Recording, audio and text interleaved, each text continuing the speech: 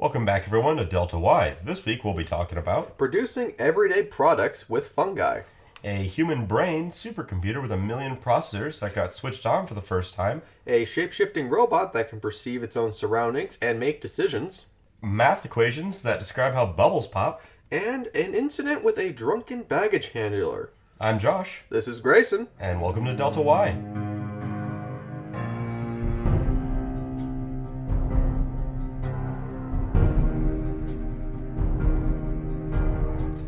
So the first article we're going to be talking about today is making everyday products using fungi. So most detergents, cosmetics, and clothing, just to name a few, are made using petroleum, and this is a CO2 non-neutral way of making it. It produces CO2 when synthesizing these chemicals.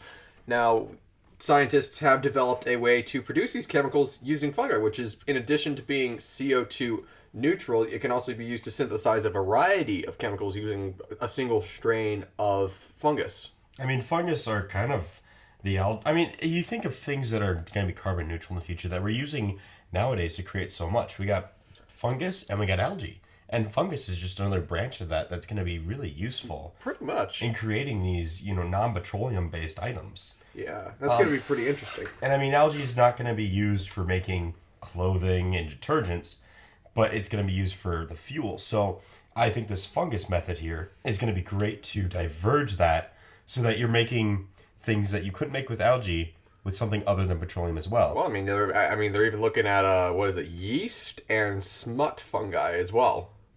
Yeah, so that would eliminate a lot of... I mean, the way in which you have to grow things in this world could be much better than using up dead things in this world. Yeah, pretty much. It's going to be pretty interesting to see how that goes, because it's actually a pretty much a renewable raw material that they can convert into any chemical that they like from what I've read. And I mean, creating fungus is just such an easy process in this day and age. I mean, they know what to do, they know how to do it, they know what conditions they need, and they can just go ahead and grow fungus. And they're still working to create, this idea of replacing petroleum. Well, I mean, in order to scale this up into kilograms and tons of material that can be synthesized from the fungus, it's going to take a lot of engineering and a lot of computing power and a lot of manpower in and of itself. And a lot of facilities, too, are going to have to be created to do that. But once we get up to that scale where it's both available on a consumer level and available to suppliers, it's going to practically reinvent the game in terms of how we get our chemicals for our detergents, our soaps, our clothes even. I think the biggest hurdle they'll have to overcome is production quantities, because they have to go from producing, they can produce kilograms now, but you have to do metric tons of not even kilograms. I think it was just a couple of grams or something like that from what I've read from the article. Which, I mean, that makes more sense to me, a couple of grams. And the other thing, they have to scale up to kilograms. They have to figure out the processes to scale that up and create a larger process that's going to reliably, without fail, create these products. Mm-hmm. Yeah, that's going to definitely take some time. But I think that with the technology we have nowadays, this is definitely possible in a few years. I think that, maybe, I shouldn't say a few years. Would you say maybe a decade or two? I'd say probably 2 to maybe 2.5 decades. That'd probably make enough of a headway. We'd make enough headway to start producing this on a mass scale. I wouldn't say we'd see it at any commercial levels yet or any consumer levels yet. Probably more industrial level. Yeah. I think within what would be an effective point in our life. So I think if they create this before we're in our 40s, that's a point at which we're highly affected by it. And I think that they could make this, before then or right about when we are at our effective points of consuming products. Yeah, because along with that, we're going to start trying to see if we can we're going to transition from petroleum to both algae produced and fungus produced, along with other, they're going to come out with new methods. renewable power. We're going to be replacing both petroleum in terms of an energy source and petroleum in terms of a chemical source of any products. That's going to take a lot of work, but once we get there, that's going to be great. Once they start working on these renewables for energy better, I think that the hurdle is scientists are focusing a lot on energy renewables and not on product renewables. And once they get more energy renewables down, We can use the rest of that in terms of petroleum for we can chemical use- and product renewables. yeah, we and can then, use their knowledge of how do we, possibly circumnavigate this because they have ideas stuck in their minds about how to not use petroleum. yeah, And I think that's the important part of this. yeah, this will definitely be interesting to see about how this whole production kind of process progresses over the next couple of years. Definitely. And it'll be an interesting one to see, how it can impact our lives because it is such a new technology that I think could impact us a lot. All right. Next up, let's talk about it's a quote unquote human brain supercomputer with 1 million processor cores that was switched on for the first time at the University of Manchester.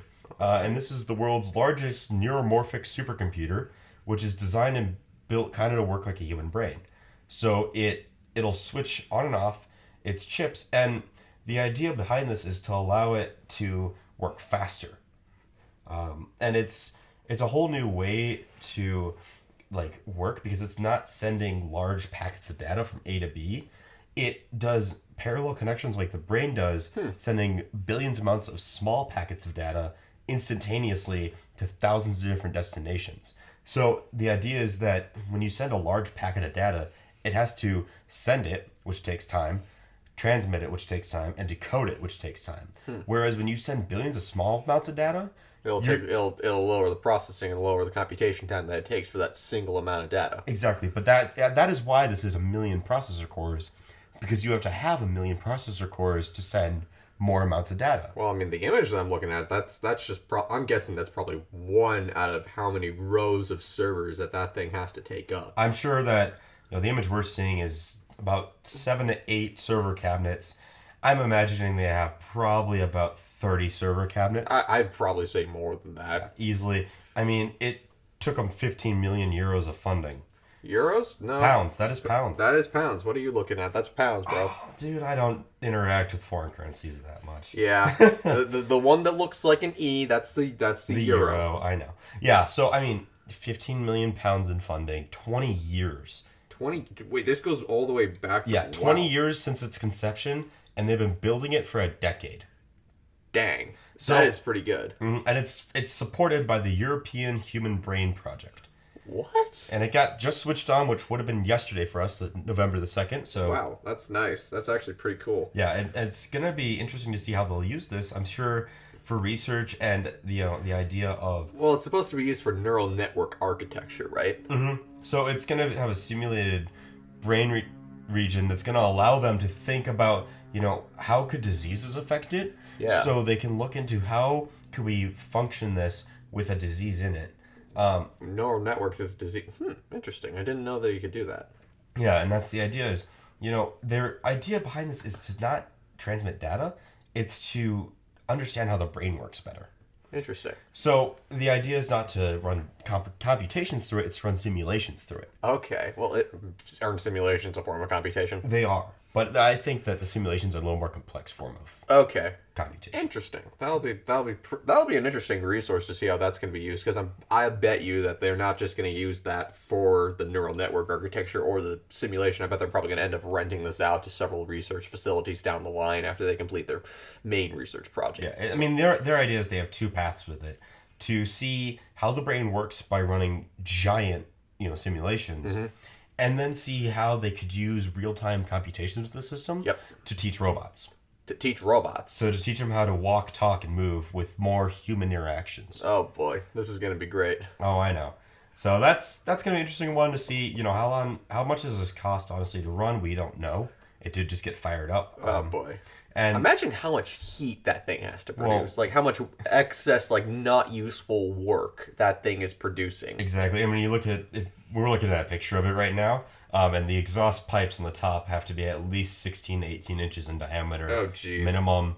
And I'm imagining that's a liquid cooling process on the outside of the building. Oh dear. Which is what a lot of server buildings do. Is they'll have Liquid cooling? so they have liquid nitrogen tanks on the outside of the buildings with giant radiators, and they run their Liquid nitrogen.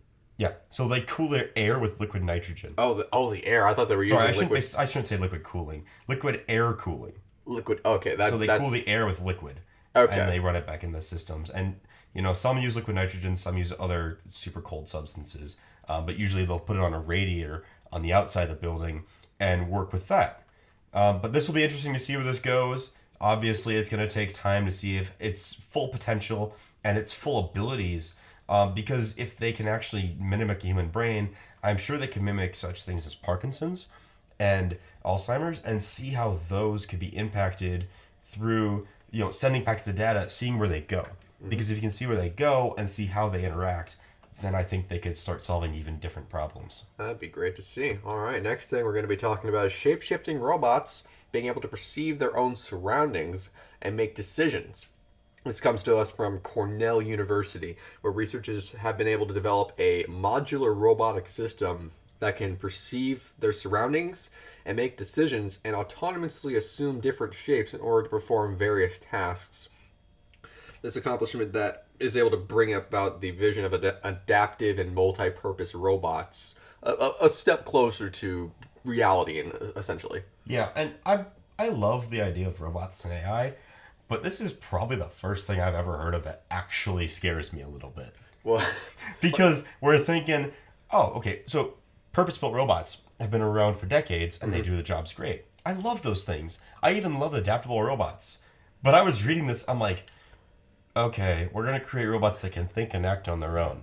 First thing that I thought of when I saw this, gray goo. Like the gray goo scenario. Mm-hmm.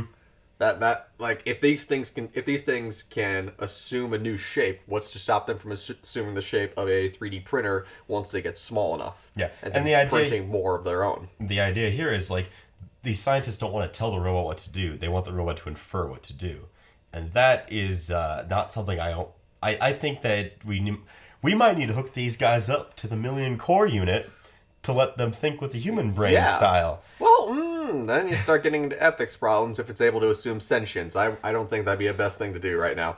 But that's... I don't think so either, Dave. I don't think so. I'm sorry, Dave. I'm afraid I can't do that.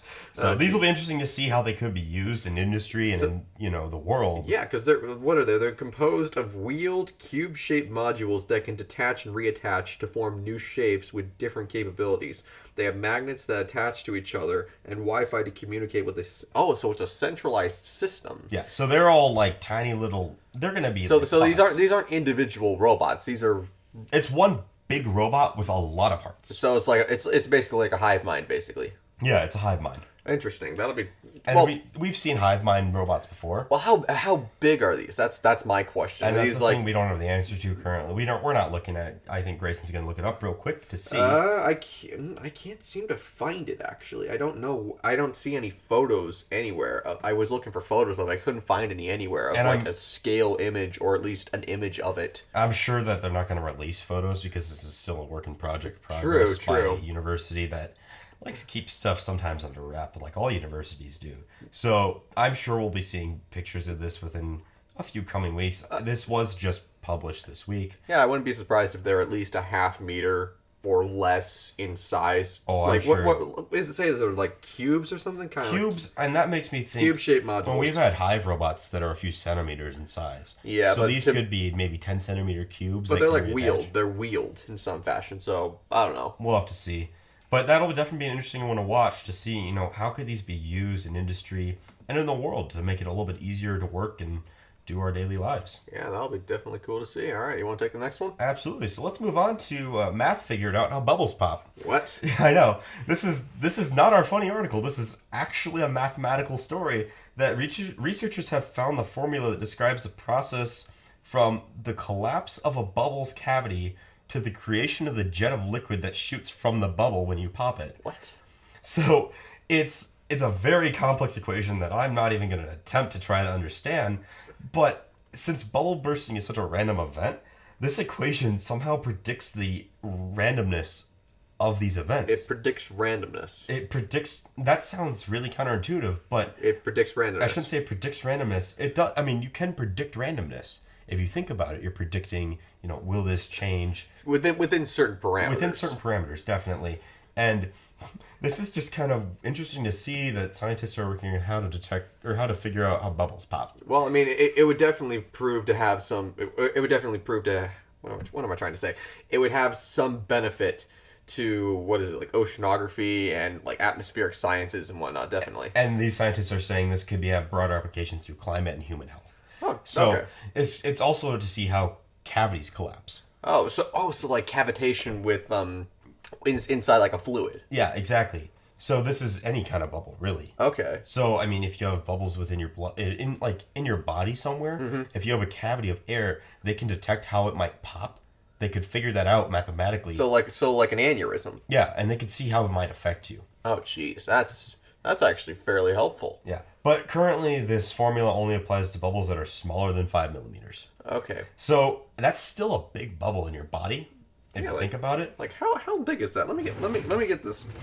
I gotta tape measure out and see. Yeah, tape measure. How much is? I'm really bad with visualizing this stuff. I mean, it's that's like half a centimeter. That's half a centimeter. Yeah, it's half a centimeter, but I mean, that's a big that's bubble. about the size of half a centimeter. Yeah, about the size of the tip of a fingertip. Yeah, so it's a big bubble to have in your body. I mean, they can figure out how this. I mean, the equation describes the bubble and the jet of liquid over time using its size, surface tension, density, and viscosity of the fluid. So they have to know what the bubble's made of. Okay, so it doesn't. everything. So it can't predict randomness essentially within certain parameters, kind of, right? Yeah, so you have to have the certain parameters, but it will predict the randomness given parameters. Nice, that's And pretty that's the interesting thing. So it'll be interesting to see how they can use this, in medicine and such to see how it could affect your body. Yeah, but also in the world, if they can scale this up, they could see it how it might affect the atmosphere and everything. Yeah. Through aerosols or stuff. But anything climate really. Yeah, this comes out of what, Princeton University. I really want to see what the it's out of the actual formula is. That would be pretty interesting to see. I don't think I could handle it. I don't think you could. I wouldn't be able to handle it, man. Oh dear. Yeah, so that's definitely something interesting to look at because that could be. I mean, that could definitely. That's revolutionize medicine. definitely a differential equation at least. At least it's Probably- past our math levels at this point. in our Probably lives. third or fourth level or fourth order or higher order differential equation. Yeah, Hopefully. exactly. All right, and our last story is a funny one, but also, I mean, it could have ended a lot worse than it did, and we're thankful that no one got hurt in this story. Is about a drunk baggage handler that falls asleep in the hold, and he ends up flying to Chicago From Kansas City. From Kansas. Oh, jeez. So the interesting thing here, it was a Boeing 737, and this cargo hold was luckily heated and pressurized. Oh, jeez. So he could have gotten really unlucky and landed in one that was not heated and not pressurized, in which case he would have died from low pressure and died from cold. Oh, jeez. That would have been terrible. Thankfully, he's alive, and thankfully no charges were filed either. No, he was simply sent back to Kansas, but What was it? He went from Piedmont Airlines to an American Airlines flight. So what was it? Flight 363 on Saturday on a Boeing 737. yeah, which is that's a little bit of a mistake. We should I bet specify. I'm sure that was Saturday, the last Saturday of October this year. Yeah, I bet that he's at least getting reprimanded for being drunk on the job. Yep, they're reviewing what happened. It says they didn't release his name. I can understand that completely. Yeah. But this should teach you guys a little something, not to fall asleep drunk at your job. Yeah. Especially if you have the risk of falling asleep onto a conveyor belt that takes you a few hundred miles. Yeah, definitely. So that was just a little interesting to see that, he just straight up fell asleep and he he just got so drunk at work and he just fell No, asleep. I don't even think. He was just intoxicated at work. I should Yeah, say. I wouldn't say that you got drunk at work. Yeah. Well, maybe, I don't know. We don't know the situation, but that'd be pretty sad to see. Yeah, so, I mean, it's good to know that he's alive and he's healthy, but, I mean, that's just a pretty funny story to end on that. I mean, you gotta watch what you do. Yeah, you definitely go from gotta watch Kansas what City you to do. Chicago all of a sudden, and that would be an interesting one to wake up to. Oh boy. All right. Well, that wraps up this episode of Delta Y. I'm Josh. I'm Grayson. Stay creative. And thanks for listening. And also, we'd like to remind you, we do have a Twitter. We're going to launch our YouTube channel coming up hopefully this week. We're still working on that. We have a new logo up if you haven't noticed, thanks to our graphic designer. She's awesome. I'll thank her. Shout out to her. Yep, and I mean, just keep supporting us. Take a look at our Patreon. Let us know if you have any ideas behind our podcast, maybe ways we can improve. We'd much appreciate it. We really enjoy what we're doing. We're trying to get better at it. Send any suggestions to our Twitter at y_delta or to our Gmail at deltaypodcast@gmail.com. And I read all the tweets, and I do try to tweet out a couple times a week, what we're doing and how episodes are going and what we're finding. So give us a follow, and, that allows you to get a little bit ahead on what comes out in here. All right. Anyway, stay safe and have fun in the world, and we will see you next week.